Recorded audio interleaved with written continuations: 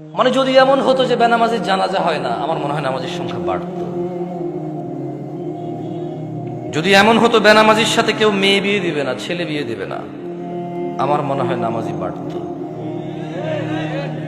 যদি এমন হতো বেনামাজির সাক্ষী গ্রহণ করা হবে না, কি গ্রহণ করা হবে না, যদি এমন হতো যে বেনামাজি ছেলে তার নামাজি বাবার সম্পদের অধিকার পাবে না,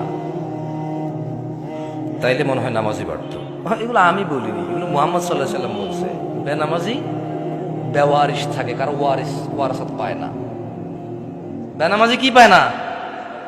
নামাজির ওয়ারাসাত পায় না, পৈতৃক সম্পত্তি পায় না। যে ছেলে নামাজ পড়ে না তার বাপের সে পৈতৃক সম্পত্তি পায় না, ইসলামে সে পায় না। সে মারা গেলে তার জানাজার নামাজ হয় না। বেনামাজি জামাই নামাজি বউ বিয়ে টিকে না হিসেবে। বাইনাল আবদি ওয়া বাইনাশ শিরকি ওয়াল কুফর তারকুস সালাহ।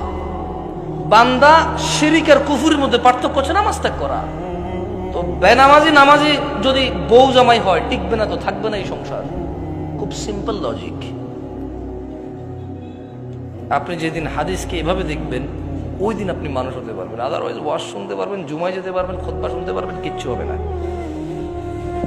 আর আমার মতো লোকজন নিয়ে এসে, আমার থেকে উন্নত লোকজন নিয়ে এসে কতক্ষণ নিজের এলাকার সুনাম করতে পারবেন। প্যান্ডেলে জায়গা হয় নাই রে, বিশাল বড় প্যান্ডেল, মানুষ আর মানুষ, হুজুর কাঁপায়া দিছে, ফাটায় দিছে। হ্যাঁ, এগুলো পারবে না, কিচ্ছু পারবে না। ঠিক কিনা?